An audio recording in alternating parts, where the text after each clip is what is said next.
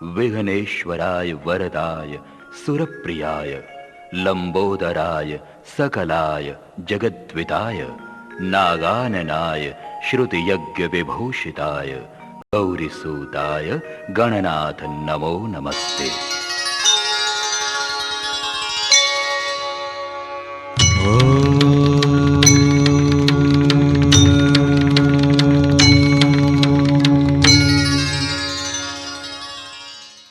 नदी है, आध्यात्मिक नदी आप में बह रही है, आध्यात्मिक गंगा आप में बह रही है।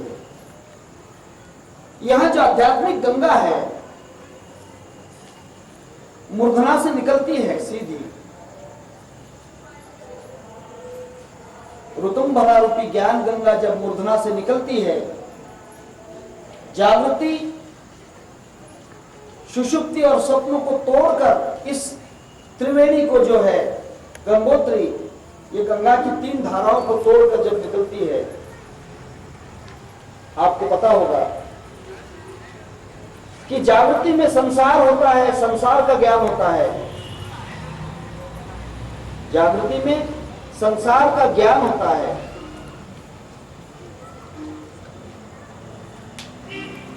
सुषुप्त अवस्था जो होती है उसमें अज्ञान का ज्ञान रहता है, और जो स्वप्न अवस्था है उसमें भूतकाल का ज्ञान होता है, त्रिकाल का ज्ञान होता है। अर्थात जागृति में वर्तमान का ज्ञान होता है, सुषुप्ति में भूत भविष्य का ज्ञान होता है जिसे हमने कभी देखा नहीं है, और स्वप्न अवस्था में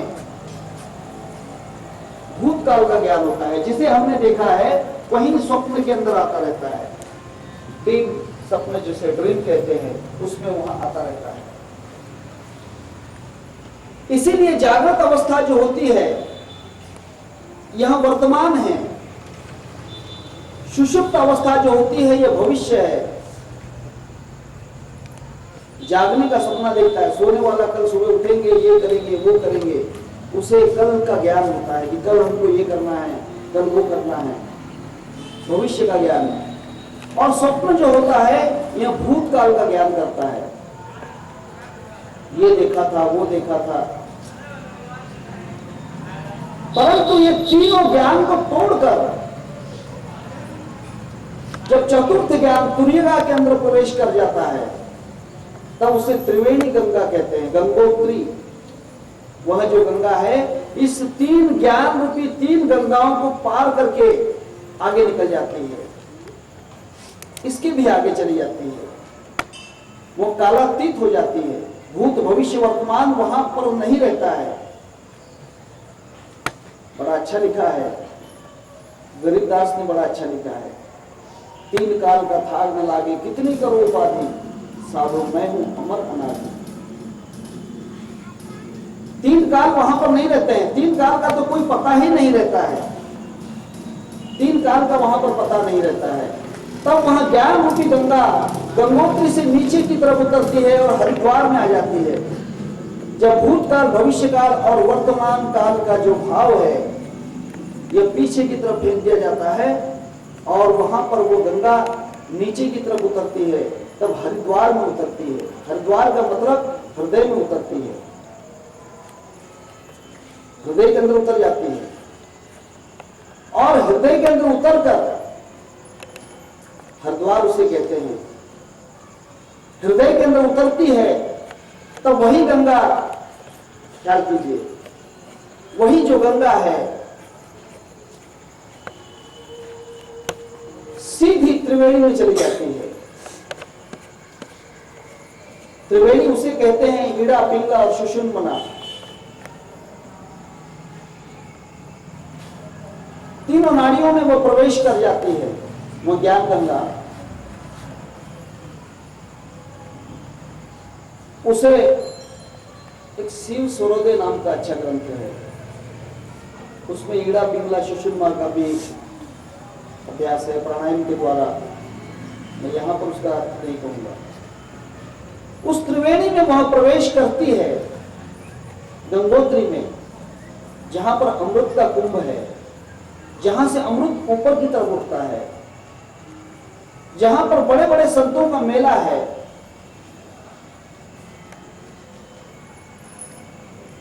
जहां पर तीनों नदियों का संगम हो जाता है,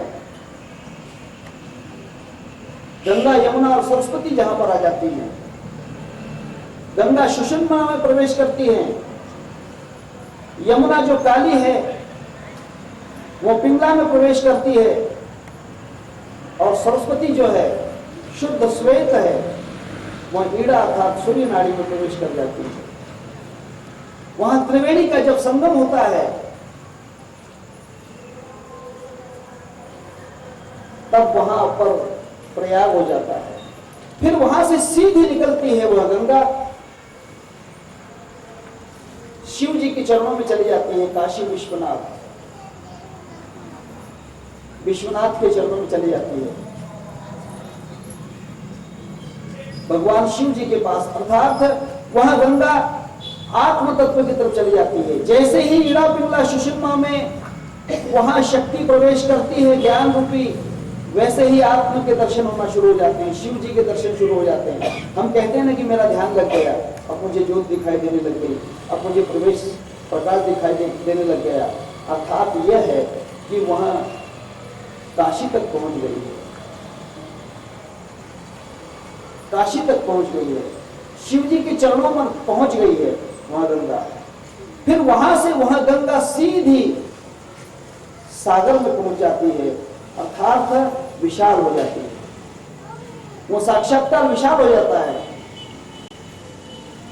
जहां को देखूं जिधर को देखूं तू एक मुझको दिखा रहा है, सब तरफ वहां प्रकाश ही प्रकाश हो जाता है, उसे ही गंगा सागर कहते हैं। वहां गंगा सागर, वहां पर वो चली जाती है। यहां गंगा सागर कहां है? यह गंगा सागर आपका पूरा शरीर है।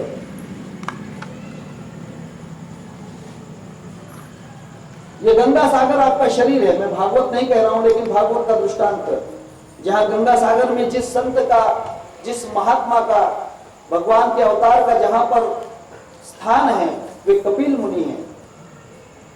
कपिल मुनि ने निर्माण किया है सांख्य शास्त्र का, अर्थात शून्य प्रतिपादन किया है, जहां पर कुछ भी नहीं, शून्य का प्रतिपादन किया है, सांख्य योग दर्शन बतलाया है। वे कपिल मुनि जो है, पुत्र किनके हैं? गर्दम ऋषि के। गर्दम कहते हैं कीचड़ को,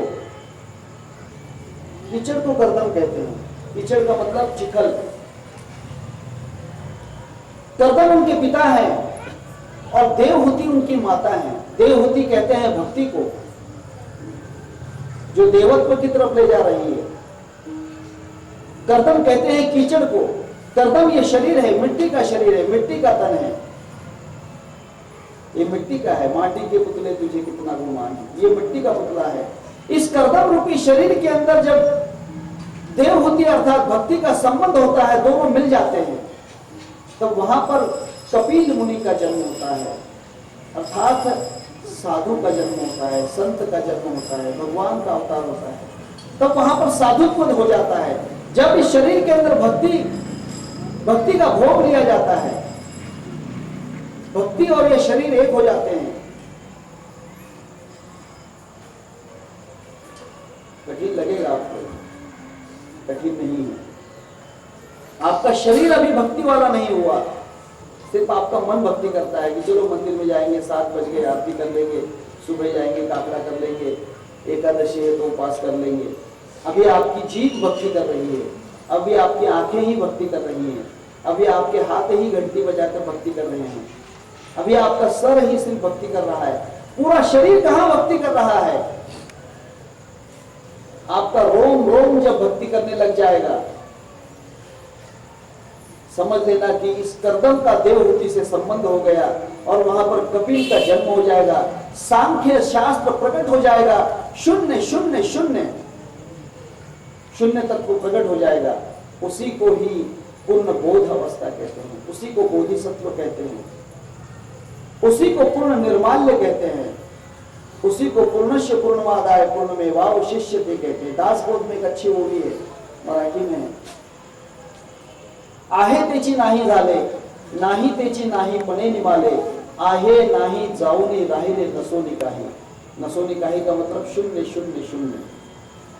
और जहां पर शून्य शून्य हो जाता है, समझ लेना कि कपिल मुनि का कार्य पूरा हो गया, इस साधु का कार्य पूरा हो गया। इस मिट्टी के शरीर से जब भक्ति का संबंध, भक्ति का मिलन होता है, भक्ति की रति होती है, तब समझ लेना कि यहां पर साधु जन्म लेता है। अभी तक आप साधु नहीं बने, बाहर से साधु बनने से कुछ नहीं होगा। आप साधु बनना चाहिए, आपका शरीर साधु बन जाना चाहिए। अगर आपका शरीर साधु बन गया है तो आपकी जीभ कभी गाली नहीं दे सकती, आपकी स्त्री आंखें कभी पर स्त्री को नहीं देख सकती, आपके कान कभी बुराई नहीं सुन सकते, आपके हाथ किसी को नहीं मार सकते क्योंकि ये साधु बन चुके हैं। आपके पैर किसी को ठोकर नहीं मार सकते, आपकी पेट जो है कभी भी कोई भी चीज खाने की इच्छा नहीं कर सकता है। अगर आपका पूरा शरीर साधु बन गया तो आपका मन भटक नहीं सकता है, आपकी बुद्धि भ्रष्ट नहीं हो सकती है, आपका चित्त कभी भी जो है अशुद्ध नहीं हो सकता है, आप में अहंकार जो है अशुद्ध तमोगुणी अहंकार नहीं रह सकता है, क्योंकि आपका पूरा कपिल मुनि का जन्म हो चुका है। आपके कर्दम रूपी मिट्टी के शरीर ने भक्ति से प्रेम कर लिया, भक्ति से एक हो गया, और भक्ति से एक होने के कारण वहां कपिल मुनि का जन्म हो गया। और कपिल मुनि का जन्म होने से वहां पर सांख्य शास्त्र प्रकट हो गया। और ऐसे सांख्य शास्त्र प्रकट करने वाले जो सिद्ध पुरुष होते हैं, जो महात्मा होते हैं, जो शून्य के द्वारा शून्य में प्रवेश कर जाते हैं, जो शून्य ही बन जाते हैं। एक जगह बड़ा अच्छा कहा है, शून्य शून्य करता फिरे शून्य पदार्थ कौन। कभी शून्य होवे नहीं, शून्य जानता है। शून्य कहने से नहीं होता है, वो शून्य ही बन जाता है, वो शून्य ही बन जाता है। ऐसी जगह पर गंगा सागर मिल जाती है, यह ऋतुंभरा वहां पर एक हो जाती है, तब उसे हम कहते हैं ज्ञानियाचा राजा गुरु महाराज म्हणती ज्ञानदेव तुम्हा ऐसे। क्योंकि वो ज्ञान का राजा हो गया, ज्ञान उसकी तरफ बहकर चला आया है, उसे ज्ञान ढूंढना नहीं पड़ता है, उसे किताबें नहीं पढ़ना पड़ती हैं। ये किताब उठाओ उसे याददाश्त करो, वो किताब उठाओ उसे याददाश्त करो, नहीं। मुसल्ला छोड़ तस्बीह तोड़ किताबें डाल पानी में, किताबों की कोई आवश्यकता नहीं है, वह स्वयं ग्रंथ हो जाता है,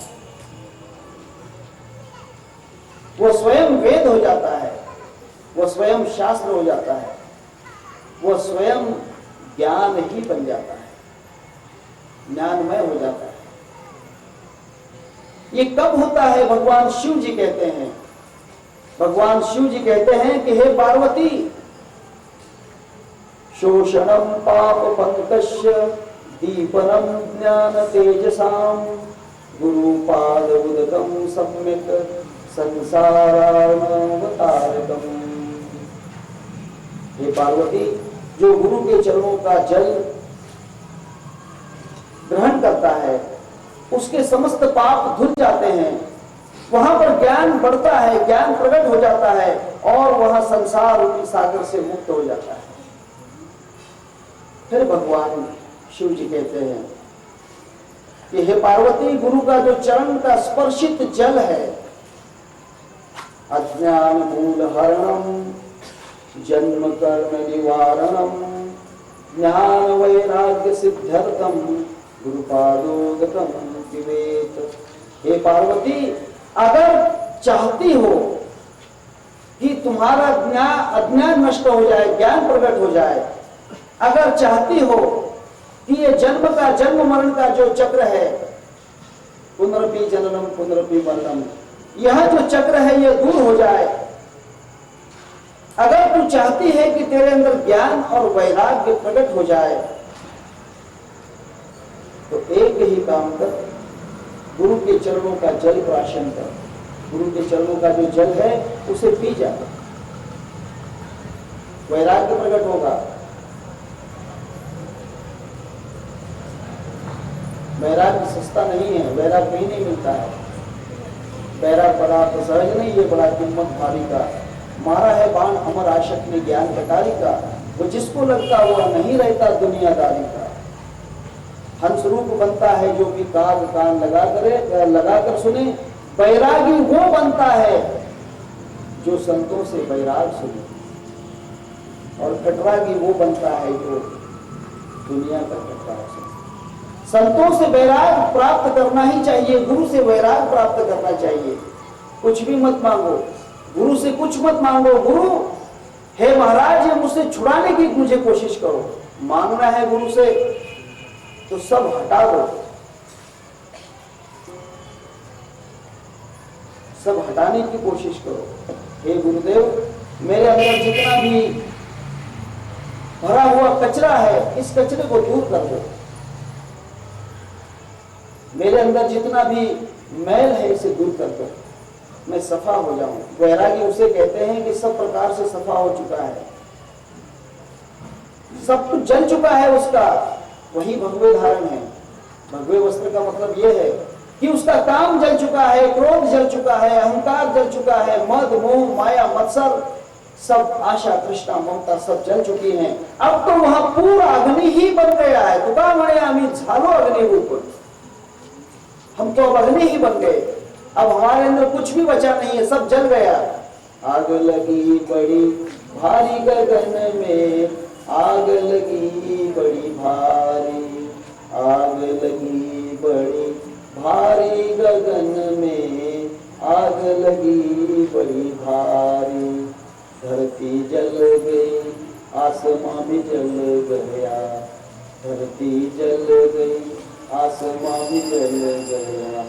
जल गया पवन पसारा गगन में, आग लगी बड़ी भारी। चंदा जल गया, सूरज जल गया, चंदा जल गया, सूरज जल गया। जल गया नवलख तारा गगन में, आग लगी बड़ी भारी। वैराग्य की अग्नि लग गई है। अब वहां पर चंदा भी नहीं बचा, सूरज नहीं बचा, धरती नहीं, आसमान नहीं, पंच तत्व नहीं, सब जल गए। अब ना कोई देवी देवता बचे हैं, कोई भी नहीं बचा, सब जल गए। हाँ, ब्रह्मा भी जल गया, विष्णु भी जल गया, ब्रह्मा भी जल गया, विष्णु भी जल गया।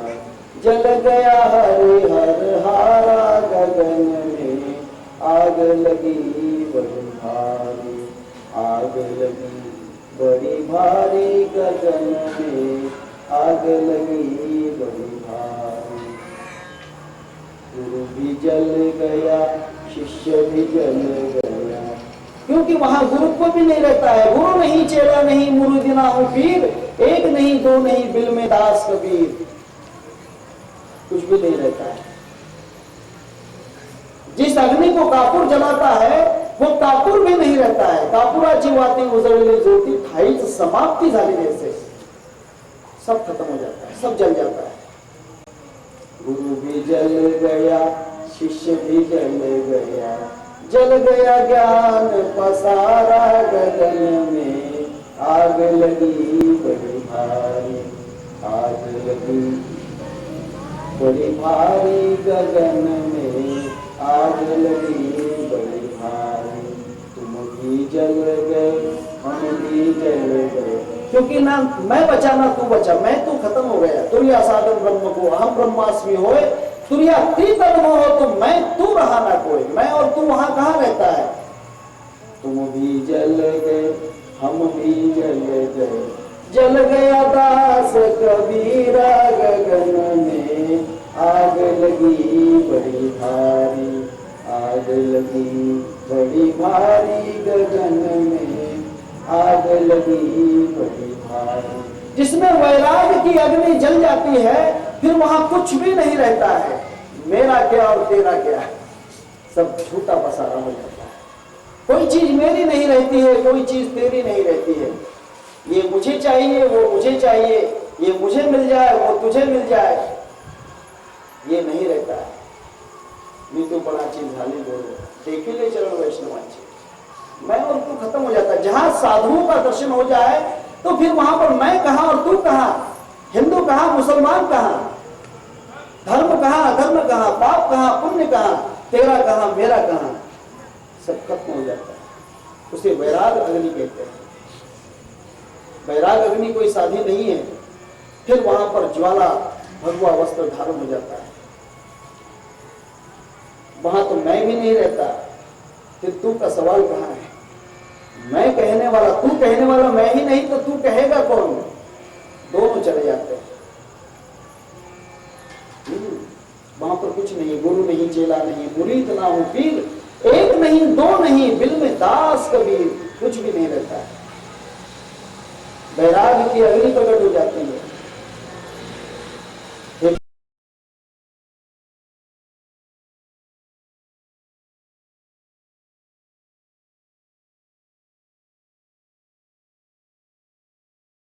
पार्वती, इस तरह से अगर कोई गुरु के चरणों का जो जल है, गुरु के चरण बिंदु जो है, उसे धारण करता है तो उसे वैराग प्राप्त होता है। गुरु बिना वैराग नहीं होता है। बिना गुरु के वैरागी जो होते हैं वे ढोंगी होते हैं, छद्मवेशी होते हैं। गुरु से ही वैराग मिलता है। वैराग गुरु से ही मिलता है।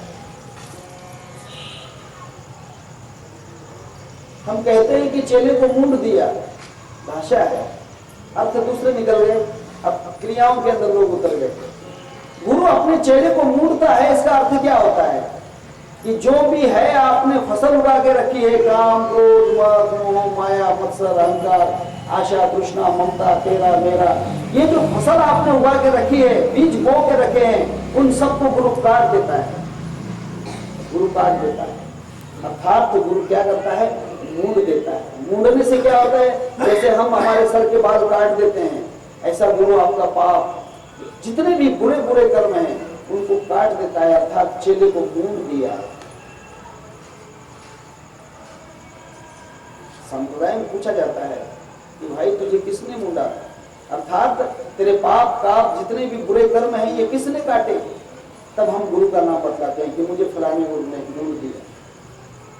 लेकिन आजकल वे बातें अलग हो गई हैं। आजकल तो सब व्यवहारिक बातें चालू हो गई हैं। ज्ञान रूपी मूंडना नहीं है। तब ज्ञान रूपी जो मूंडना है, गुरु मूंड देते हैं, अर्थात उसमें वैराग रखते हैं। वो जमीन जो होती है पूरी सफा कर देते हैं। ज्ञान कुल्हाड़ी ले हाथ में, सफा कियो मैदान। ज्ञान की कुल्हाड़ी हाथ में लेकर पूरा मैदान, पूरा जो आपका क्षेत्र है, ये शरीर क्षेत्र है, इसमें आत्मा क्षेत्रज्ञ है, आत्मा इसके अंदर किसान है, और ये शरीर खेती है, इसको पूरा सफा कर देते हैं, मैदान कर देते हैं। इसमें एक घास का भी तिनका नहीं बचता है। तब वैराग प्रकट होता है।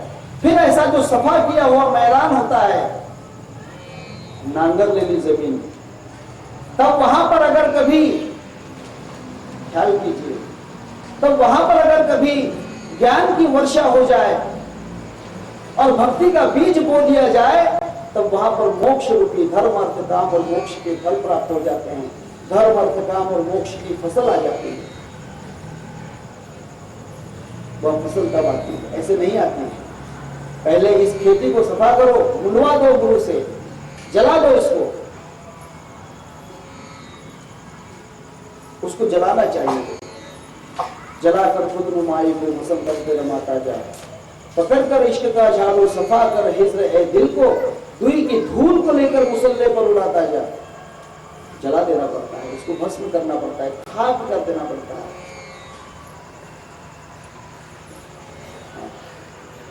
एक अच्छी जगह अमरदास जी का ख्याल है, योगी बनकर मुंतजिर यार तुम्हारे फिरते हैं, योगी बनकर मुंतजिर यार तुम्हारे फिरते हैं। हम तो जोगी हो गए, साधु हो गए, सन्यासी हो गए, अब हमने कुछ भी नहीं रखा है, सब लुटा दिया है। फना हो गए हम। भगवान की प्राप्ति उसी वक्त है, खुद फना होकर जात में मिलना। ये मजा में होगा, आपने देखा। जब तक नष्ट नहीं हो जाओगे तब तक वृक्ष नहीं बन सकते, नष्ट नहीं हो जाओगे तब तक महान नहीं बन सकते। भगवान शिव जी कहते हैं कि हे पार्वती, अगर तुझे एक वैराग चाहिए, अज्ञान को नष्ट करना चाहती है, तब तो गुरु के चरणों का जल ग्रहण कर। गुरु पादोदकम वित्वा गुरुर्उच्छिष्ट भोजनम गुरुर्मूर्ते सदा ध्यानम गुरु मंत्रम सदा जपेत। भगवान शिव जी पार्वती जी को कहते हैं कि गुरु के चरणों का स्पर्श किया हुआ जल अगर पी लिया जाए, या गुरु ने जो भोजन ग्रहण किया है उसका बचा हुआ शेष भोजन उच्चिष्टाचा भाग सेवा झाडू संतांचे मार्ग आडराणी भरले जगत उच्चिष्टाचा तो भाग सेवा। जो उच्चिष्ट है, बचा हुआ है, उसको ग्रहण करना। जो गुरु ने भोजन किया है, जो अन्न ग्रहण किया है, उस बचे हुए अन्न को अगर ग्रहण कर लिया और गुरु मूर्ति का ध्यान किया और गुरु के मंत्र का नित्य जाप किया, ये सावधानता है। 4 बातें करना चाहिए। गुरु के चरणों का जल पीना चाहिए, गुरु ने जो भोजन किया है उस भोजन को ग्रहण करना चाहिए। भोजन ग्रहण करने का मतलब यह है, गुरु जिस चीज को स्पर्श करते हैं वे खुद मैं हूं ऐसा समझकर ही करते हैं। आप भोजन भी करते हो, भोजन करते हो तो ये भोजन ब्रह्म है ऐसा समझ के कीजिए, क्योंकि गुरु ब्रह्म है, गुरु साक्षात पर ब्रह्म है। और उसी को ब्रह्मनिष्ठ कहते हैं जो दूसरे को भी ब्रह्म समझता है, जो दूसरे के अंदर भी अपना ही रूप देखता है, वही ब्रह्मनिष्ठ है। जो दूसरे को कुछ और समझे वह ब्रह्मनिष्ठ नहीं है। गुरु जब भोजन करते हैं, उदर वर्ण नोहे जाणिजे यज्ञ कर्म, वदनी कवळ घेता नाम घ्या श्री हरीचे, सहज हवन होते नाम घेता तुकाचे, जीवन करी जीव अन्न हे पूर्ण ब्रह्म। और पूर्ण ब्रह्म कौन है? गुरु पूर्ण ब्रह्म, गुरु साक्षात परब्रह्म है। गुरु साक्षात परब्रह्म है और जो वो अन्न ग्रहण करते हैं वो साक्षात परब्रह्म रूप से ही देखकर करते हैं। ओम सोहम ब्रह्म रूपाय ब्रह्मणे स्वाहा। ओम सोहम, ये जो है तो मैं ही हूं। ओम जो है परब्रह्म भगवान है, ओम तत्सदिति परब्रह्म। ये जो भगवान है वह सोहम, वह मैं ही हूं, अर्थात मैं ब्रह्म हूं, तो यह अन्न भी ब्रह्म है। ओम सोहम ब्रह्म रूपाय, ये ब्रह्म रूपी जो अन्न है ब्रह्मणे स्वाहा। और ये जो ब्रह्म है इसी को ही अर्पण करता हूं, तब वे भोजन करते हैं। ओम सोहम ब्रह्म रूपाय ब्रह्मणे स्वाहा। तब गुरु ने जिसको ब्रह्म समझकर अर्थात ब्रह्म बनाकर भोजन किया है, फिर वह ब्रह्म अगर आपने उसको ग्रहण किया तो आप भी ब्रह्म हो जाओगे। जिस चीज को हम स्पर्श करते हैं, बहुत आगे बातें हैं। सिद्धरामेश्वर महाराज का जीवन चरित्र है। कोरडे वकील नाम के उनके शिष्य थे बम्बई में, गोरेगांव। वहां पर मठ भी है, महाराज जी का आश्रम भी है गोरेगांव में। उन्होंने एक अच्छी किताब लिखी है, गुरुदेवांच्या आठवणी। गुरुदेवांच्या आठवणी बड़ा ही विचित्र मिलन है गुरु शिष्य का। जो मिलन गोपिकाएं और भगवान कृष्ण का है। उद्धव को कहा कि उद्धव, भगवान कृष्ण एक बार रो रहे थे, उसने कहा कि अरे आप तो भगवान है, क्यों रोते हो? उसने कहा कि मैं नहीं रो रहा हूं, मेरी जितनी शिष्याएं हैं गोपिकाएं, वे जो गोपिका है वे मेरी शिष्य हैं, वे मेरी भक्त हैं, वे रो रही हैं, इसलिए उनके रोने के कारण मेरे अंदर अपने आप आंसू आ रहे हैं। अरे कैसे हो सकता है? मेरी आंखों में आंसू आए तो आपकी आंखों में आए होंगे, आए कि नहीं? आ ही जाते हैं। जब कोई अपना रोता है तब अपनों के आंखों में ही आंसू आते हैं। जब कोई अपना रोता है तब अपनों के आंखों में आंसू आ जाते हैं। भगवान कृष्ण गोपिकाओं को अपना ही समझते थे, अपना ही स्वरूप समझते थे। जब वे रो रही थी तो भगवान की आंखों में आंसू आ गए। उद्धव ने कहा कि भगवान ऐसा क्यों? उसने कहा कि मेरी गोपिकाएं पूर्ण भक्ति वाली हैं। उसने कहा कि कैसे? जाके देखिए। भगवान कृष्ण ने उद्धव को भेज दिया। वहां जाने के बाद गोपिकाओं की दशा देखी। गोपिकाओं की दशा यह थी कि गोपिकाएं कृष्ण को पत्ते में, फूल में, हवा में, पानी में, भंवरे में, नदी में, पहाड़ में, फल में, फूल में, गाय में, बछड़ों में, हर चीज में कृष्ण कृष्ण कृष्ण कृष्ण देख रही थी। वो कहता है कि कितने पागल हैं, कृष्ण तो मथुरा में है, कृष्ण तो मथुरा में है, ये पत्तों में कृष्ण है। उसने कहा कि हाँ हाँ मेरा कृष्ण यही तो है, देखो दिखता नहीं है? ये फूलों में मेरा कृष्ण है, भंवरे में कृष्ण है, हवा में कृष्ण है, पानी में कृष्ण है, सब जगह तो मेरा ही कृष्ण है। कमाल है तुम्हारी, पागल तो नहीं है। उसने कहा कि उद्धव, ये देखने के लिए कृष्ण की बनना पड़ता है, तो अभी कृष्ण का नहीं बना। ज्या ज्या ठिकाणी मन जाय माझे, त्या त्या ठिकाणी निज रूप तुझे, निजे तो मस्तक ज्या ठिकाणी, ते तुझे सत्गुरु पाय दोनी। है क्या ऐसी भावना? दिखाई देता है, शत्रु में भी गुरु दिखाई देता है, मित्र में गुरु दिखाई देता है, अपनों में गुरु दिखाई देता है, दूसरों में गुरु दिखाई देता है, मंदिर में जो कृष्ण की मूर्ति है वहां पर गुरु दिखाई देता है? नहीं ना गुरु। जिस दिन वो दिखाई देने लग जाएगा उस दिन आप भी गुरु को दिखाई देने लग जाते हैं।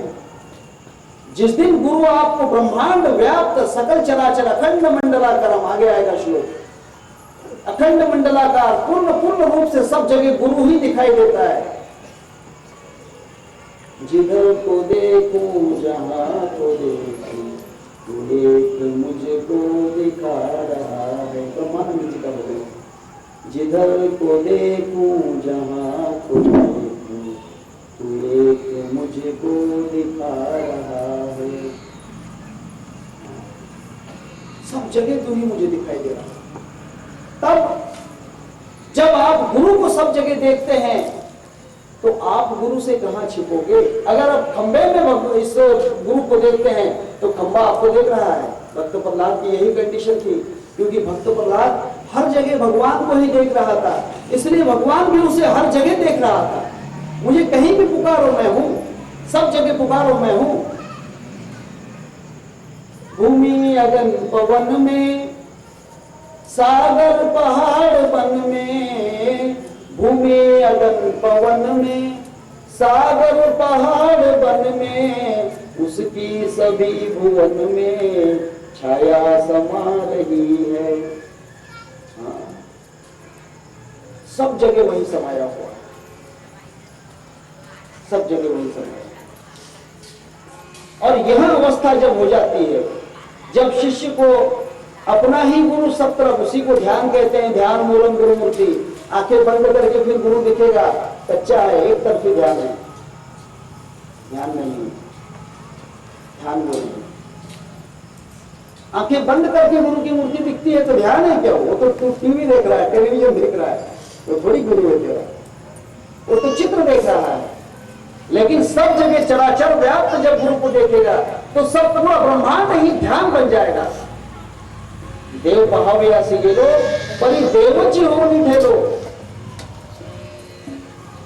साहेब तोरी साहेबी सब घट रही समाए। कबीरदास जी कहते हैं कि हे भगवान, हे गुरुवर्य, हे साहेब, तेरे तू तो सब जगह समाया हुआ है। कैसे समाया हुआ है? साहेब तोरी साहेबी सब घट रही समाए, जो मेहंदी के पास में लाली लखी न जाए।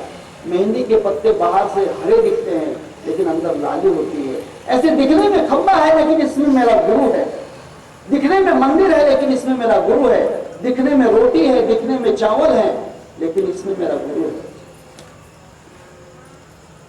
दिखने में चादर है लेकिन इसमें मेरा गुरु है, दिखने में ये मिट्टी का देह है लेकिन इसमें मेरा गुरु है, दिखाई देने में शत्रु है लेकिन इसमें मेरा गुरु है। तब उसे कहते हैं ध्यान। ध्यान मूलम गुरु मूर्ति। गुरु मूर्ति का ध्यान कैसे किया जाता है? आंखें बंद करके नहीं, आंखें बंद करके गुरु का ध्यान नहीं। देखना कैसे है? नजरों से देख प्यारे क्या रूप है तुम्हारा, अपने को भूल तन में बाहर फिरे गंवारा। अरे गुरु को छोड़कर तू बाहर कहां भटक रहा है? बाहर का मतलब गुरु तो है ही, गुरु को भूल गया और बाहर की सब चीजें देख रहा है, संसार देख रहा है। संसार नहीं गुरु है। अर्जुना तू जान, शिष्य को कहते हैं भगवान कृष्ण। अर्जुन को कहते हैं ज्ञानेश्वरी में, अर्जुना तू जान, होशी सुजान, समझदार बन जाएगा। हे विश्वनो है, ये चांद सूरज धरती आसमान मिट्टी पत्थर पहाड़ ये कौरव पांडव कुछ भी नहीं, अवघा मीत रे सखिया तुझी आए। मैं शपथ लेकर कहता हूं, हे शिष्य अर्जुन, सब कुछ मैं ही हूं। अर्जुना तू जान, होशी सुजान, हे विश्वनो है अवघा मीत रे सखिया तुझी आए। सब कुछ मैं ही हूं, ऐसा तू समझ अर्जुना तू जान। इसे कहते हैं गुरु का ज्ञान। भगवान शिव जी कहते हैं, गुरु पादोदकम विद्वा गुरुरुचिष्ट भोजनम गुरुमूर्ते सदा ध्यानम गुरु मंत्रम सदा जपेत। गुरु मंत्र को सदा जपना चाहिए। निशिदिन गुरु भजन में सुरता क्यों नहीं जड़ा रे, निशिदिन गुरु भजन में। भगवान गुरु के नाम जो है, गुरु का जो मंत्र है, गुरु का मंत्र कोई अक्षर नहीं है, गुरु का मंत्र कोई शब्द नहीं है, गुरु का मंत्र कोई ध्वनि नहीं है, गुरु का मंत्र ही गुरु है। जिस दिन आपको गुरु का मंत्र गुरु है, मेरी हर सांस में गुरु है, चढ़ते उतरते दम की खबर रखो, भूलो नहीं गुणवंता, तेरा गुरु बिन कोई नहीं मिलता। घर से काम करो, मुख से नाम स्मरो, मकड़ी के जाल में तनता, मन भजले श्री भगवंता, तेरा गुरु बिन कोई नहीं मिलता। चढ़ते उतरते दम की खबर रखो, 100 में मेरा गुरु प्रवेश कर रहा है, हमसे मेरे गुरु अपने अंदर से आ रहे हैं, जा रहे हैं। मेरे हर सांस में गुरु आ रहे हैं, हर सांस से गुरु जा रहे हैं। जब सांस से अंदर जाते हैं तब वे मेरे अंदर समाविष्ट होते हैं, सांस से जब बाहर निकलते हैं तो संसार में विलीन हो जाते हैं। हर सांस के ऊपर ख्याल लो, सांस सांस पर नाम लो, वृथा सांस मत बोल, एक एक सांस मेरे भाई 3 लोक का मोल। भगवान से मिलना चाहते हो, अपने स्वरूप को ब्रह्म बनाना चाहते हो, तो मंसूर कहते हैं, अगर है शौक मिलने का तो हर दम लौ लगाता जा। अगर भगवान से मिलना चाहते हो तो सांस की लौ लगाओ, सांस के ऊपर ख्याल दो। अगर है शौक मिलने का तो हर दम लौ लगाता जा, जलाकर खुद नुमाई को बसंतन पर रमाता जा। अगर है शौक मिलने का तो हर दम लव लगाता जा। भगवान शिव जी कहते हैं पार्वती जी को, गुरु मंत्रम सदा जपे, हे पार्वती गुरु का मंत्र सदा जाप कर, और कुछ मत कर, गुरु का मंत्र जाप कर, गुरु का मंत्र हमेशा जाप कर। और क्या करना है? पार्वती जी को कहते हैं कि हे पार्वती सावधान, क्या है? काशी क्षेत्रम तन्निवासो जानवी चरणोदकम गुरु विश्वेश्वर साक्षात तारकम ब्रह्म निश्चितम। इस बात को पूरा समझ ले कि गुरु जहां रहते हैं वही काशी क्षेत्र है, नहीं वो पिंजर वाला है। सब होता है ना। रामकृष्ण परमहंस कलकत्ता की झोपड़पट्टी में रहते थे। कलकत्ता गए हो कभी? रामकृष्ण परमहंस जहाँ रहते थे वे झोपड़पट्टी में रहते थे। विवेकानंद बड़ा ही ग्रेजुएट व्यक्ति, नरेंद्र नाम था, ढूंढते ढूंढते गए, अरे क्या परेशानी है, बड़ा ही गंदी गटर है, कैसी जगह महाराज रहते हैं। ऐसी जगह महाराज रामकृष्ण परमहंस गए वहां पर, लेकिन जब जान लिया तो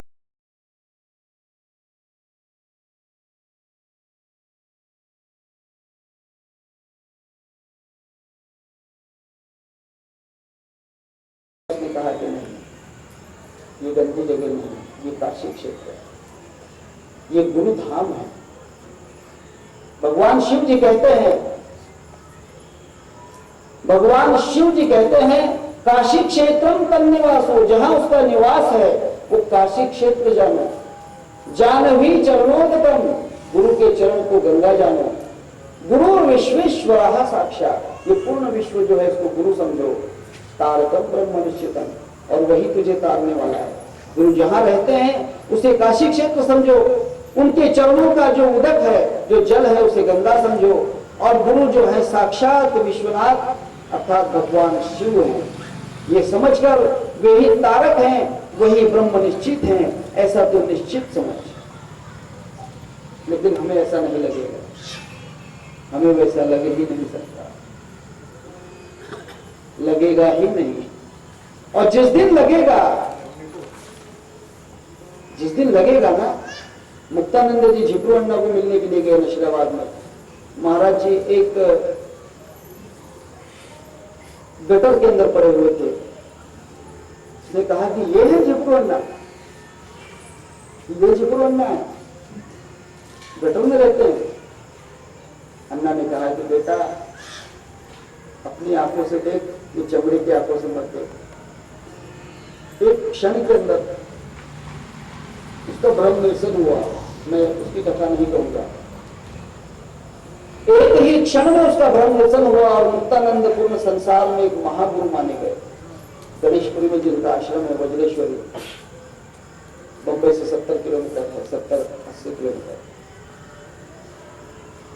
गुरु काशी क्षेत्रम तन्निवासो जानवी चरणोदकम, गुरु विश्वेश्वरा साक्षात तारकम ब्रह्म निश्चितम। हे पार्वती, गुरु साक्षात परब्रह्म है और यह निश्चित है, इसमें कोई शंका नहीं।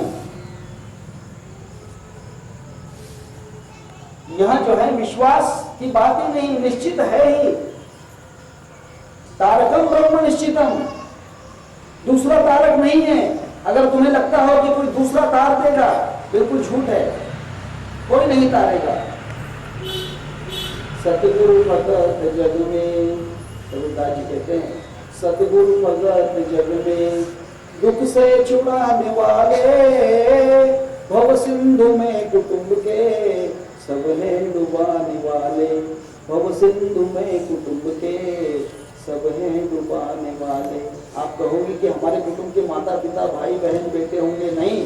राम भी आपके कुटुंब के हैं, शिव भी आपके कुटुंब के हैं, ब्रह्मा भी आपके कुटुंब के हैं, विष्णु भी आपके कुटुंब के हैं, क्योंकि आपके अंदर रजोगुण तमोगुण सत्वगुण है। रजोगुण है इसका मतलब ब्रह्मा का आपका संबंध है, तमोगुण है इसका मतलब शिव जी का आपका संबंध है, सत्वगुण है इसका अर्थ आपका महाविष्णु का आपका रिश्ता है। ये सब रिश्तेदार है, ये सब डुबा देंगे। सद्गुरु वाचुनी संसारी तारक नसेच निष्ठं का अनुकूली, इंद्र चंद्र ब्रह्मादि करुणी, ब्रह्मादि करुणी अर्थात ब्रह्मा विष्णु महेश आदि, इंद्र चंद्र ब्रह्मादि करुणी संशयाची श्रेणी छेदती नहीं। ज्ञानेश्वर महाराज कहते हैं कोई नहीं तारता है, कोई नहीं तार सकता। इसलिए भगवान शिव जी कहते हैं कि तारकम ब्रह्म निश्चितम, गुरु तारक है, वो ब्रह्म निश्चित तारक तारने वाला है, दूसरा कोई भी नहीं तार सकता, दूसरा तारने वाला कोई भी नहीं है। इसीलिए हे पार्वती, गुरु पादोदकम यत्तु गया असो हसो अक्षयो वटाः तीर्थराजः प्रयागश्च गुरुमूर्ते नमो नमः। हे पार्वती, याद है गुरु के चरणों का जो जल है वहां गया का तीर्थ है। गया तीर्थ बड़ा ही 4 धाम में से है। 4 धाम है, रामेश्वर, काशी, गया और बद्रीनाथ। ये 4 धाम माने जाते हैं। इसमें से गया एक धाम है। जो गया है गुरु के चरणों का जल है। कहते हैं कि गया क्षेत्र के अंदर अगर पिंडदान किया जाए, स्नान किया जाए तो मोक्ष गारंटेड है। लेकिन कौन गया जाएगा? गया जाना तो बहुत मुश्किल है, कौन इतना दूर जाएगा? भटक मुआ भेदी बिना कौन बतावे धाम, चार धाम कौन बतलाएगा आपको?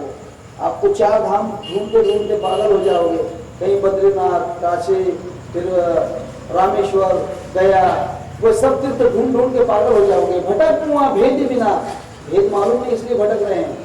कौन बतावे धाम, सच्चे जो चार धाम है कौन बतलाएगा? हाँ, ये बात है। क्योंकि धाम ढूंढने से कुछ नहीं मिलेगा, धाम में कुछ भी नहीं है। जो पूर्ण धाम है, गया है, वो गुरु चरणों का जल है। गुरु यही अक्षय वट वृक्ष है, अक्षय वट वृक्ष है। कहते हैं कि अक्षय वट वृक्ष संसार को कहते हैं। ये संसार जो भागवत पढ़ा होगा तो 12वें स्कंद में वट वृक्ष के पत्ते के ऊपर भगवान श्री कृष्ण जो हैं उस बाल लीला को कर रहे हैं। मार्कंडेय ऋषि ध्यान में देखते हैं और वहां पर अपने पैर का अंगूठा चूस रहे हैं उस वट वृक्ष के, अक्षय वट वृक्ष के ऊपर, पत्ते के ऊपर, और वहां पर उस रूप को देख रहे हैं। जैसे ही आंखें बंद करके मार्कंडेय ऋषि जो हैं सांस लेते हैं सो से, तो अक्षय वट वृक्ष दिखता है, वहां पर भगवान का दर्शन दिखाई देता है। और हम से सांस छोड़ते हैं, वट वृक्ष दिखाई नहीं देता है, फिर संसार वही कुटिया, वही नदी, वही आश्रम।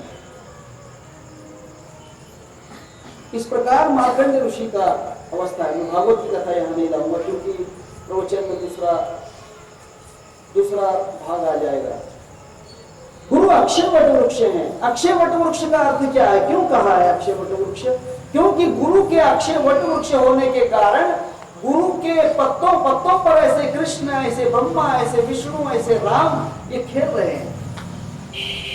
अक्षय वट वृक्ष के पत्ते पर कृष्ण खेल रहा है, तो ये गुरु जब अक्षय वट वृक्ष है तो इसके पत्ते पत्ते पर कितने कृष्ण खेल रहे होंगे, कितने राम खेल रहे होंगे, कितने ब्रह्मा, कितने विष्णु। इस तरह मंदर सुंदर हर्ष पलक में सूरज चंद्र छह दर्शन नवनाथ मचंदर वली अवतारी और पीर पैगंबर आलम ही जहान। गुरु बतावे ज्ञान बाबा मस्तान फकीर आचान। गुरु ये वट वृक्ष है।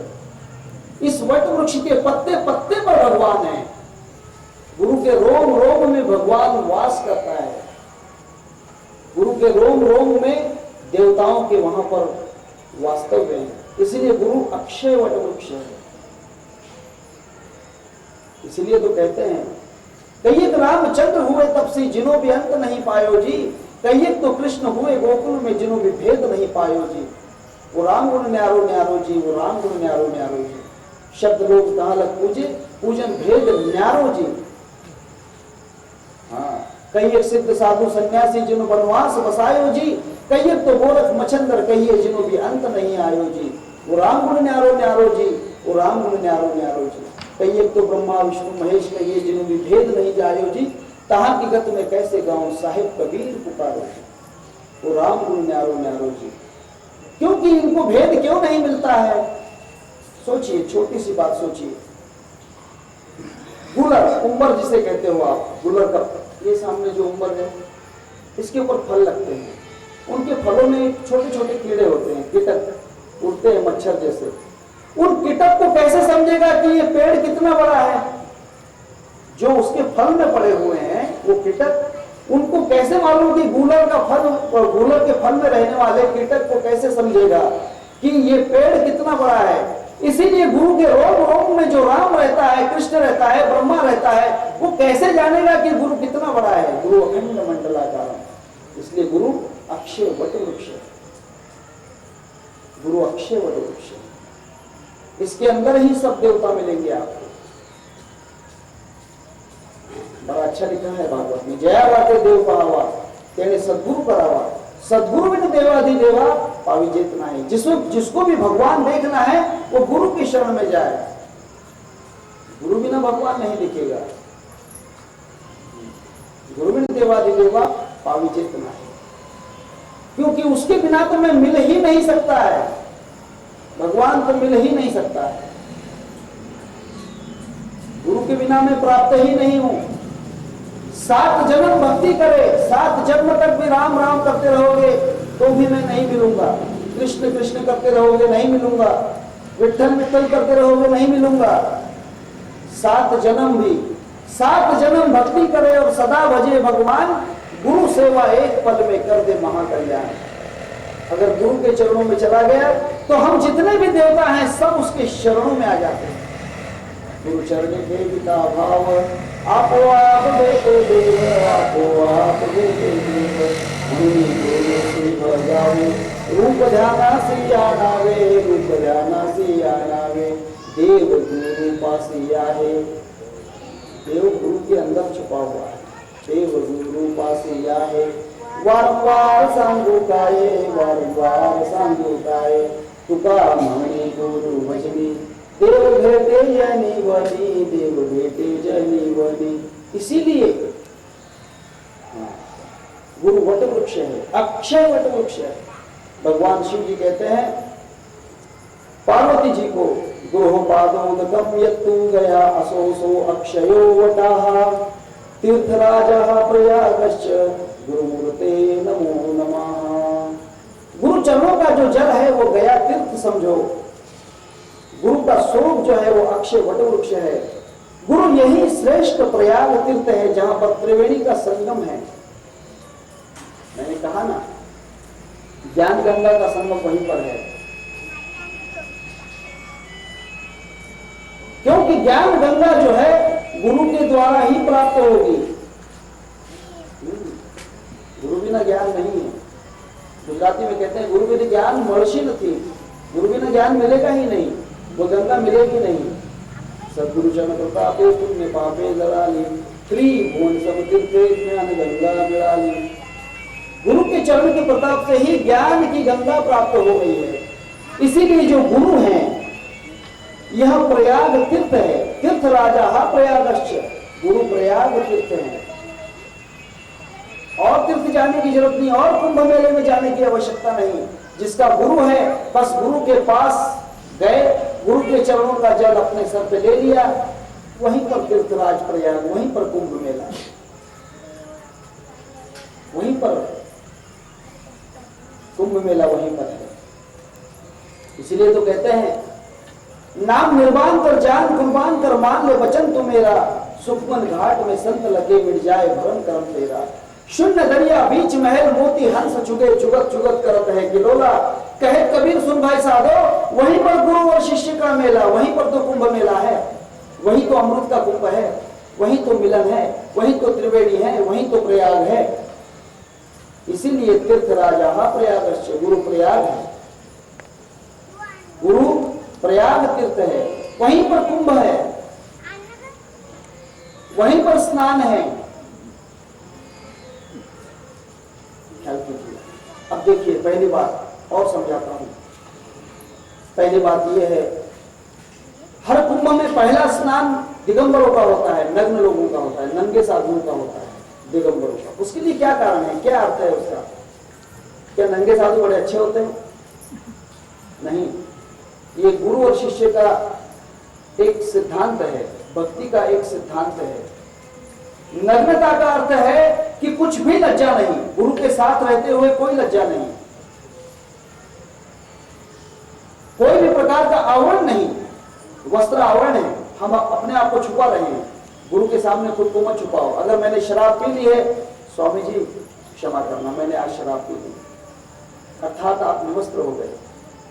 भगवान कृष्ण यही तो चाहते थे कि उनकी शिष्याएं जो हैं, गोपिकाएं, वे खुद को न छिपाएं, इसलिए उनके वस्त्र हरण किए, उनके वस्त्र भगवान ने छीन लिए। उन्हें कहा कि नहीं, खुद को छिपाओ मत, अगर जरा भी छिपाओगी तो मुझसे दूर रह जाओगी। भगवान कहते थे कि तुम्हारे जितने वस्त्र तो गए हैं, लेकिन तुम जल में खुद को छिपा रही हो, जल के बाहर आओ। इस संसार में तुम खुद को छिपा रहे हो, ये भव सागर है, इस सागर में आप खुद को छिपा रहे हैं। आप कहां छिप रहे हो? माता के आड़ में। मां ने कहा कि आज सत्संग में नहीं जाना है, पिता के आड़ में छिप रहे हो। पिताजी ने कहा कि आज समय नहीं है, आज नहीं जाना है। पत्नी के आड़ में, पत्नी कहती है कि जाने दो, कल तो सुन लिया, परसों तो सुन लिया, अब क्या घड़ी घड़ी 2 महीने कहाँ दिमाग मारी कर रहे हो? पत्नी के आड़ में छिपे हो, पत्नी पति के आड़ में छिपती है, कहती है कि नहीं अभी तो बहुत मुश्किल है, पति घर पे आए थे, उन्होंने कहा नहीं इसलिए नहीं आ सके। कोई पत्नी के आड़ में, कोई पति के आड़ में, कोई बच्चों के आड़ में, हम ये भवसागर के जल में छिपे हुए हैं। भगवान कृष्ण नहीं चाहता कि कोई जल में छिपे। सब गोपिकाओं को कहा कि ये निवस्त्र होते हुए बाहर आ जाओ।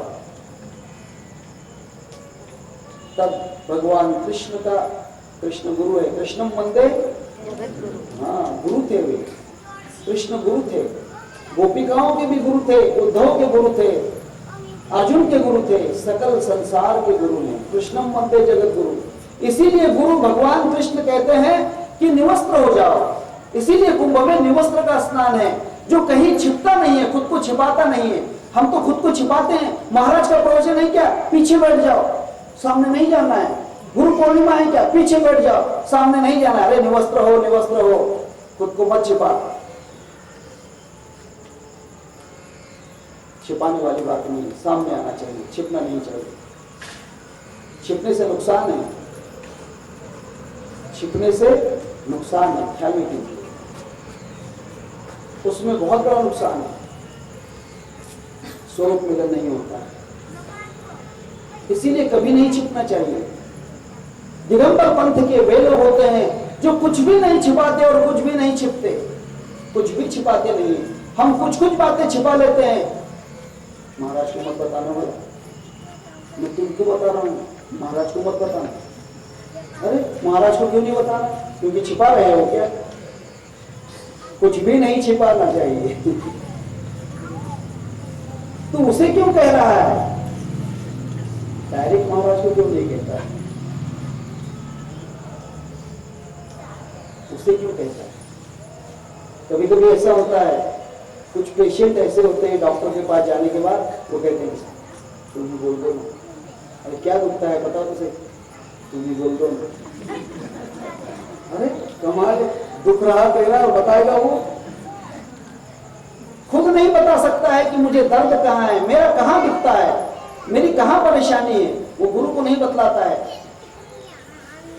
वो इसे बताएगा, उसे बताएगा, ये इससे कहेगा, उससे, कोई मतलब नहीं है। बिल्कुल कुछ भी मत छिपाओ। दिगंबर पंथ वही प्रयाग में स्नान कर सकते हैं, गुरु रूपी प्रयाग में वही स्नान करते हैं जो गुरु से कुछ भी नहीं छिपाते, ना अपना सुख छिपाते हैं, ना अपना दुख छिपाते हैं।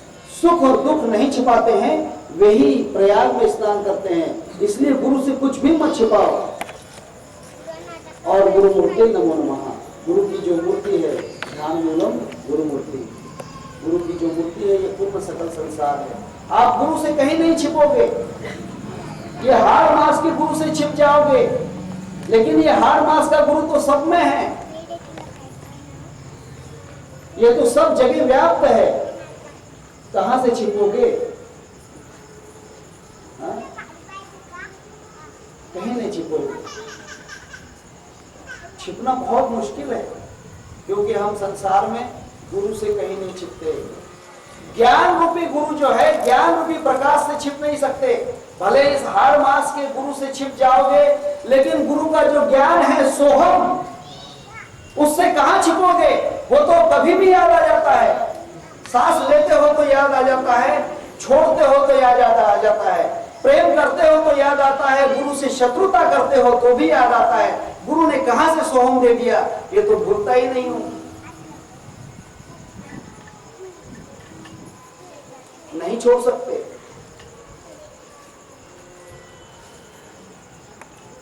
गुरु को छोड़ने से गुरु का स्वरूप नहीं छोड़ सकते।